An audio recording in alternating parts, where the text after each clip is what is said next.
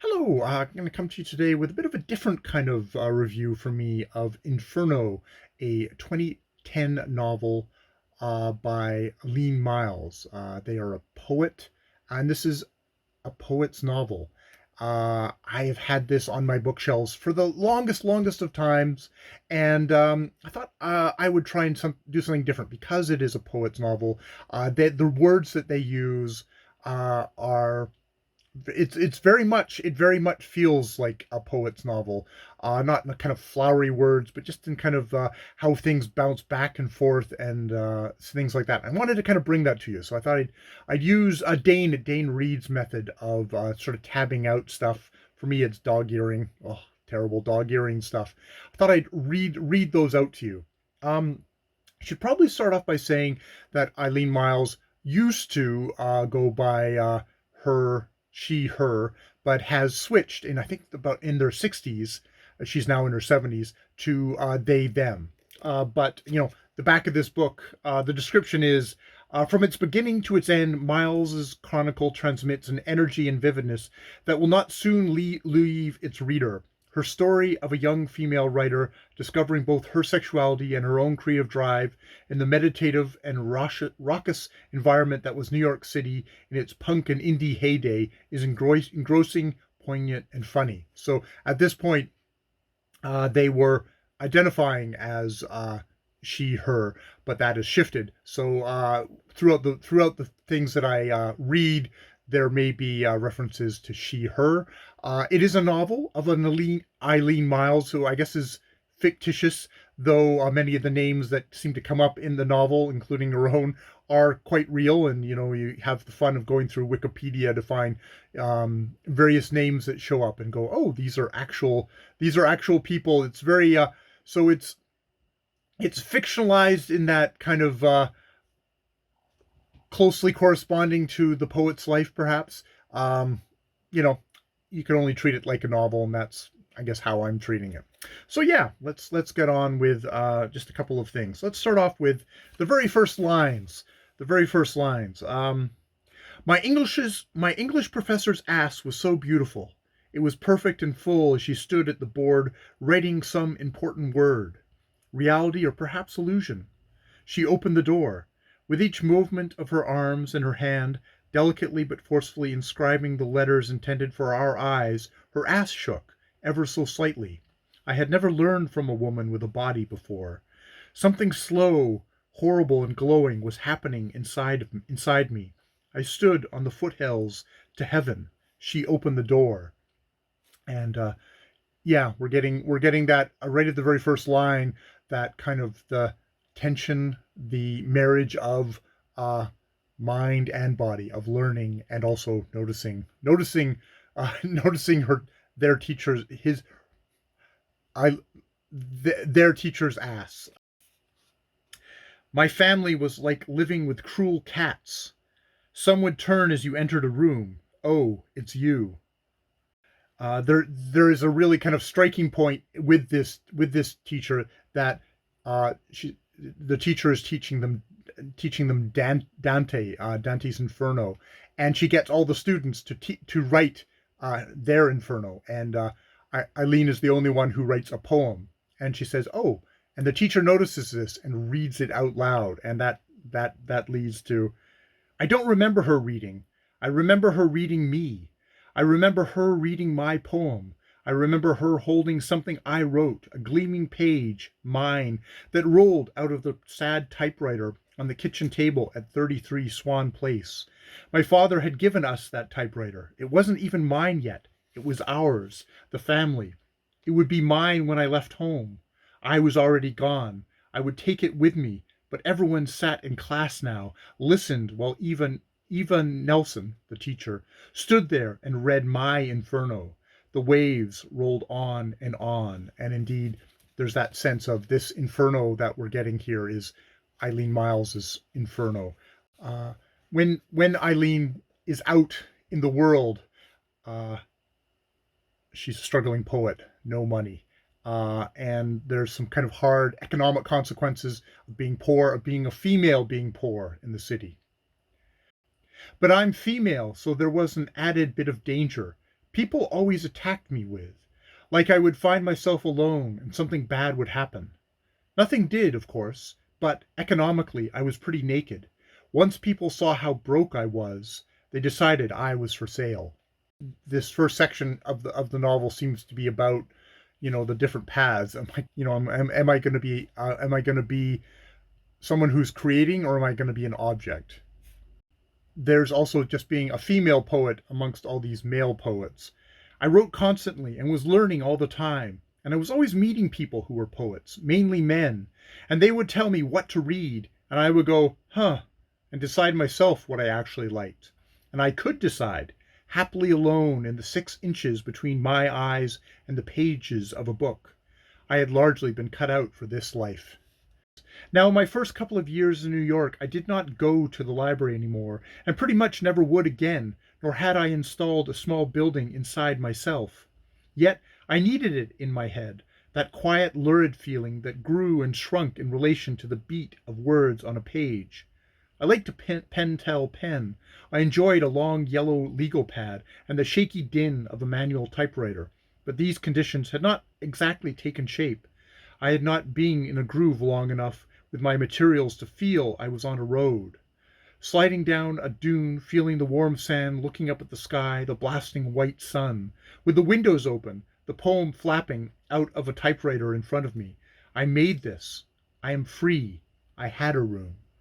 So you do get a sense of that kind of poet's rhythm to her prose, that we're flicking back and forth from, she's in a room to suddenly she's sliding down a dune to then she's back in a room with the window open and the poem flapping out of the typewriter in front of me.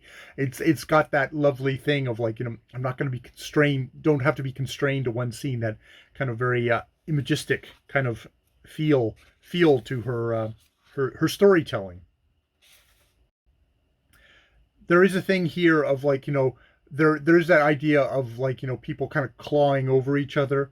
And I remember a guy telling me once that all his friends were writers, that he made friends with writers he admired.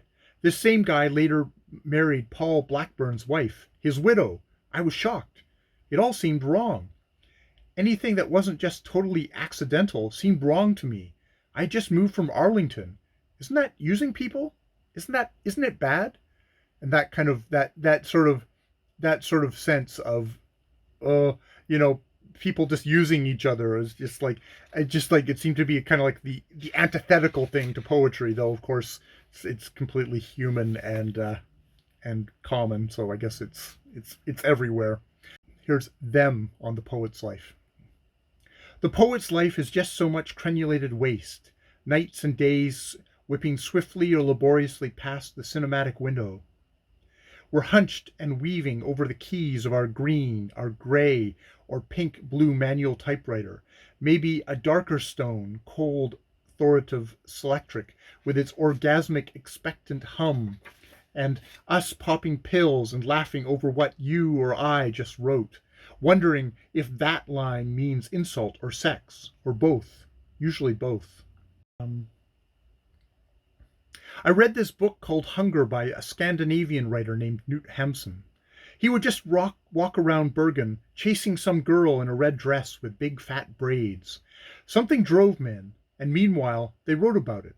It seemed like nothing mattered, but it was more absurd to do something than plain old existentialism. It would be embarrassing behavior if the person was real, but he wasn't. He was a writer. The character was going to starve, unless he made money on his art, which was basically my ideal. Nobody ever told me how to live. They told me what not to do. In all these books about the lives of artists that I read, they weren't guidebooks, but they took the simple belief in art and freedom, and they carried them to outrageous lengths. I could do that.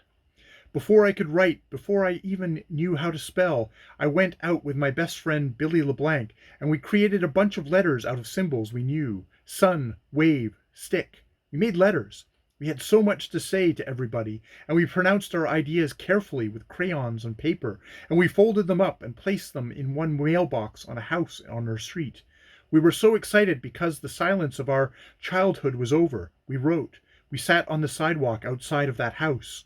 We anticipated a response. We waited and waited. Then we simply forgot. But that sun, the first tiny symbol, still sits there, blazing in my head, which is like, that's a writer right there. Sun blazing in my head. That's the symbol of the sun. She sort of describes having sex with this guy. We grunted and plunged, I think, not for long. I think I allowed and even enjoyed in that I was a witness to my body taking part in an animal unknown, having made a deal as if I were my father and had sold my daughter in exchange for some furs and a bottle of wine. I wasn't so much in season as drifting through the yard, and the thought grew brighter in my father's head. Why not her? I am that one. So again, there's a kind of like a massive kind of just dissociation that seems to happen around this thing, which afterwards, in the next morning, she just sort of observes him having kind of a quiet moment looking out a window. And she ends up not actually even asking for money. He just looked sad and looking out over this city that wasn't his. He was Northern Italian. It was so far away. He looked back at me for a moment and gave me a little pirate grin. Hey, he said in his quick Italian, and then he returned to his smoke. I started to get dressed. I didn't ask for it. I said, hey, and got dressed. I left him in the window just like that. I left him alone with his view. It's like,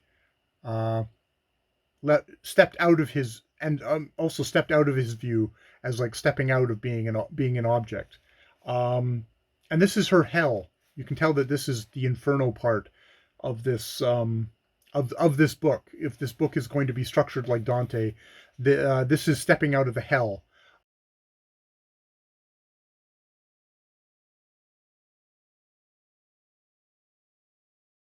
They can't get a grant application, and maybe being a working class poet has one of the things that stymied her from getting actual support.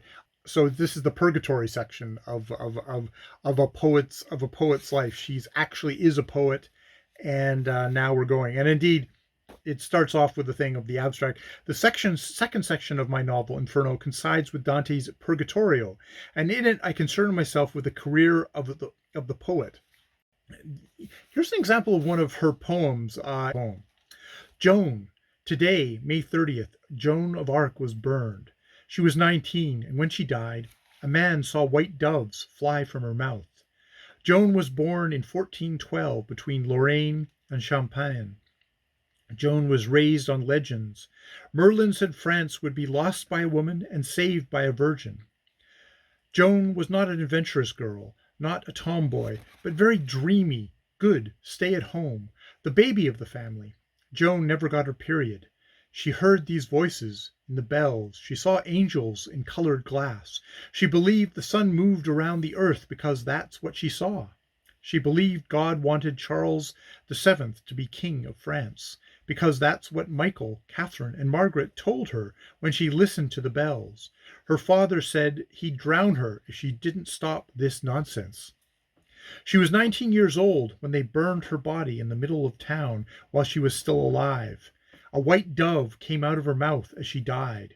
567 years ago today, a dove leaped right out of her mouth.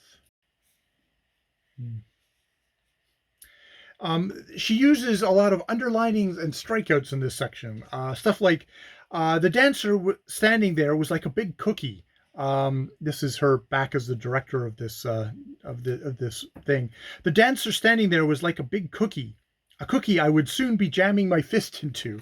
And that line is struck out as maybe as an inappropriate one, and we get that kind of humor, throughout. Getting her dog Rosie, and looking down at the things, and it's one had the eyes of wisdom, an old little dog who stared at me while his brothers were sucking away. She'd go down herself, still looking up at me with one eye. And yeah, she was wild, This is Rosie again. She was wild, wild, running at me in the glee of total immersion in this white, bright new substance. I took her to Cherry Grove with Jeanette, where she encountered a wave. I see that moment like an eternal, still woodblock wave that is curling This is Rosie. She was wild, wild, running at me in the glee of total immersion in this wet, bright new substance. I took her to Cherry Grove with Jeanette, where she encountered a wave.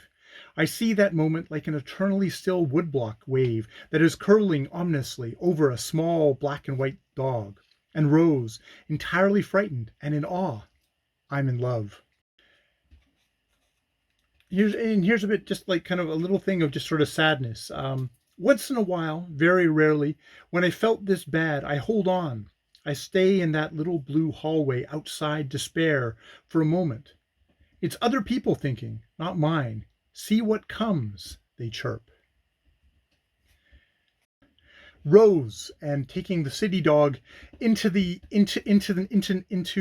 country, and suddenly it's a different dog. Um, when she stood in the woods for the first time and heard something and stopped abruptly and stood still. Then she bent her right paw in an animal salute to the hunt, to attention. Come on, Rose, you're from New York. Where'd you learn that? Instead, she was deaf and dumb to all she had known before. She was another dog. It's like, yeah, just a strange event in someone's life, something that's sort of like inexplicable. Um, out in the country again. One morning when I started out, I saw up in the sky something that resembled an old set-in fan that had removed cooking odors and smoke from the kitchen I grew up in. Now that fan was turning in the sky. I felt dizzy watching the tiny spirals of blades flickering, and I thought, I am going to die. Not today, but exactly like this. My inside will cast a whirling image for me to concentrate on. My heart or something, or even older, failing. My light. I named it all. The trees, the road, the frightening fan, the undiscovered country, which yielded a tiny poem I could never get right. The tenses always at odds. But it really happened. I saw my death in the sky. Yeah. But the whole idea of like, at the very end of a movie, they'll have a little chyrons that will say like, oh, this fictional character, here's how the real person fared. And so she says, my work does this too, but in a disturbing, like you are radically reminded that you are hanging out with God way, God or Eileen. That is my project. And I think that's why it's been difficult for me to get funded. Yeah, lots of kind of those kind of references to like, getting funded and what does that mean and what's her role. Being a poet is like a passport to getting to have a certain kind of life, certain kind of entry into stuff. It's definitely kind of it's this Eileen character that this is getting created in here, whether it is a real one or not, is definitely one where it's taking advantages of all the foibles and jealousies and insecurities of this Eileen, whether it's fictional or not. If Eileen Miles writes a poem about being a Kennedy when she's not a Kennedy, but for the fictional purposes, the poem she is, it's like, well, she's this Eileen in these books is like, is it her? Is it not? Who knows? I don't care. It's just the pleasure, I guess, of the pleasure of reading it. Awards are the only currency American writing culture has to describe a writer's work. It's almost French, but in France, at least the ribbons mean something. You get a dinner, a bottle of wine. People know you. Here it's nothing. And like everything else, horribly, eventually it leaches into the soil. Even Allen Ginsberg wanted an award. The week before he died, he emailed Bill Clinton to say, I'm Allen Ginsberg, the poet. I've never received any kind of award from my country, and it would be great if I could get something before I die. There's a really, and then you get like little really disturbing things, which is like, she's at this place and she and her dog come across a hedgehog. And, it's one of these things of you want this to be fictional. Yeah, they come across a hedgehog. Rosie was crouching as a fat hedgehog skidded blithely across the lawn. I thought about bringing her in, but I was kind of in awe. I was kind of in awe. I lit up a smoke. I enjoyed watching her kill. It's like, and what we get is a really horrific thing of the hedgehog dug in and started clicking. It rattled, and Rosie began circling, lunging hard, and with each circle, each time getting a big, painful bit of the animal in her mouth. And now the creature was spitting blood. I felt powerless, so my watching only grew deeper. Now the base of the tree was doused in blood, what remained of the hedgehog's mad attempts to defend himself. I still hear that sound. It's like women make that clicking sound while they're thinking. Men do it too, but not so many. It's some kind of ghastly count, a skull speak. Women are ghoulish, in fact, which is like, oh, yeah, we suddenly went to it's funny, through the vehicle of Rosie, where you get the kind of the joy of Rosie, we also suddenly get somewhere very horribly primal and ugly, enjoying watching a kill. This book is full of, I think Eileen Myles, they talk about it took them 10 years to write this book, and I can tell that because there's each little section within each little section is a very kind of nugget of whether it's poetry or thought or memoir.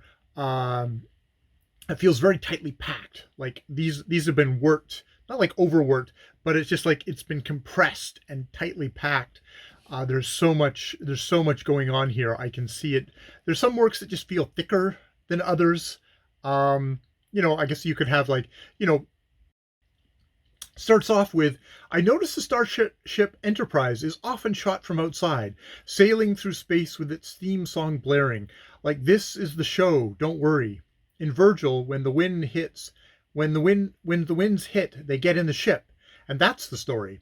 Maybe the story was also about the fact that Rome was great, but it needed a past. So Virgil wrote it.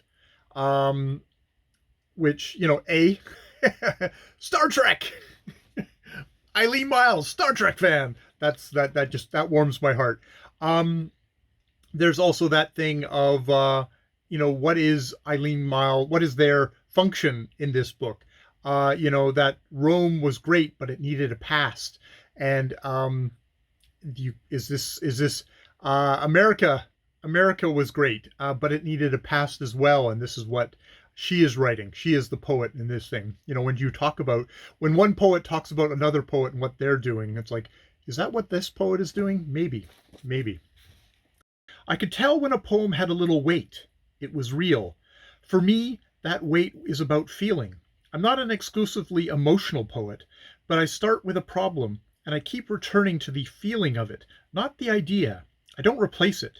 It seems if you stay in an actual groove, a non-verbal pot, then the poem never really gets lost or boring. Also just sort of the culture's idea of poetry. Look at the whole wide culture's idea of poetry. You'll see this thing, like the absolute worst thing in the world, for like the average poetry reviewer, is nonsense. Them making nervous jokes about what they deliberately don't understand. Or the angry ones, holding their heads, oh no, like a virus is taking over. My mind! Like it's such a big deal. Minds are always being taken over. Succumb. Don't resist, because we do get to choose what we are succumbing to. We create worlds out of what we put in our heads. I don't know about you. It's why I read. I was so imperfect. You know how in your late 20s, the nice thing happening is you begin to actually enter the world, and you begin to make a philosophy about it. Earlier, 24, I had decided it would be okay to kill myself. At 27, it was okay to live. Everything was pathetic, and it wouldn't stop. I'm a mess. And I could show how that looked. I resigned myself to continuous movement. I'm like a drawing. Like if there is a form, it exists independent of me, or else I'm complicit in it. I'm wandering in it, underlying, changing horses all the time, and each decision left a mark.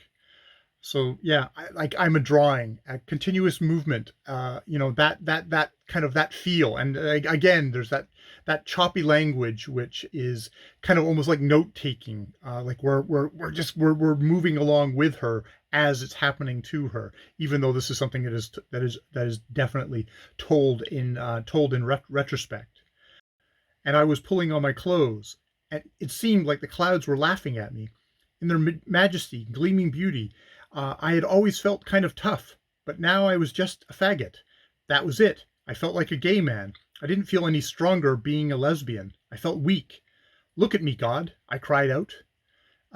It's kind of like um, it is a poet's novel because it uses that kind of a poem's logic of images of bouncing off the language where you're sort of discombobulated, like where the hell am I in this paragraph?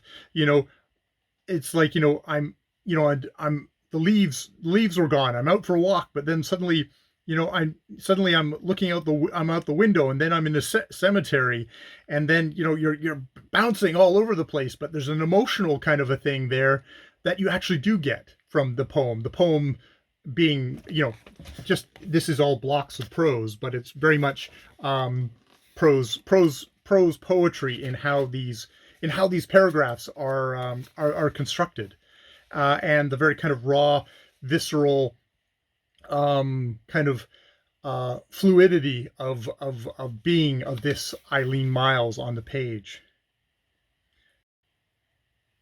But for all the kind of statico and kind of discombobulation, you'll get in the middle of stuff of just of her having sex with this woman, and um, even after she had one of her outrageous sunset orgasms, which she details while still basking in its immense succulent corona, slowly, with an utter generous and female smile on her face, a satisfied smile and kind, she urges me to put my finger on her secret fingertip and feel the blood pumping as the pleasure is ebbing away.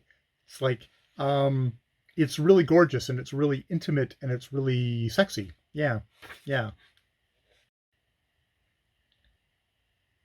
How cold it was to be up all night, alone, thinking about a woman, while the morning turned blue. I was burning. It was like I took a bolt of lightning and stabbed the world. I was still shaking from the attack. Yeah, there is that thing in this work is you'll follow along one thing, you'll suddenly skip to another thing, and then you'll go back to the first thing again. Um, so you think like, oh, we got this, but then it's sort of you're kind of weaving all these different experiences and times together, because a person's memory, it's not like this happened and then this happened and then this happened, that like all lead directly to a line. You don't get the messiness of life. It's like this happened and then something else way over here happened, but then something back with that happened again, and then this happened and then that happened and this happened, oh, and then we go back to this again at the end. Eileen Miles, definitely, they are organizing, they're disorganizing their memoir in a way to try and kind of give you a taste of what it is like, what it was like to live that or experience that, as much as you can. uh, Hart Crane, he was a great poet of love. Hart produced in a flicker the blue veins he spied in a lover's breast. His twists of attention made your breath go still. To him poetry was film, even lighter, watching a man's hands grow not quite thingified, but resonant, meditative. You got there by looking long, all that looking compressed in a poem. He published his first in poetry, came to New York and got a job in advertising through a friend of his dad's. And that young, 18 or 19, Hart was already a total drunk. At work they gave him the perfume account because he was a poet, i.e. fag, leaving open vials on his desk to inspire the young homo who stumbled in sick in his dirty shirt and shoving the disgusting shit out of the window by his desk, ending that. Um, he introduced me to someone once as Eileen, who writes these really hot, sexy poems about drinking beer and lying in bed. which it's always interesting when you get an outside perspective, and it can kind of deflate you. What we have left, we'll see what we have left, and what that makes me want to say. All right, more videos later. God, it'll be interesting to see how I can just, if I can compress down and eliminate and hone and hone and hone, and get down to like a 5 or 10 minute review video, that I won't get sued for copyright infringement for having read all of her book out. Having read all their book out. Gonna have. All right, I will leave it there. More videos later.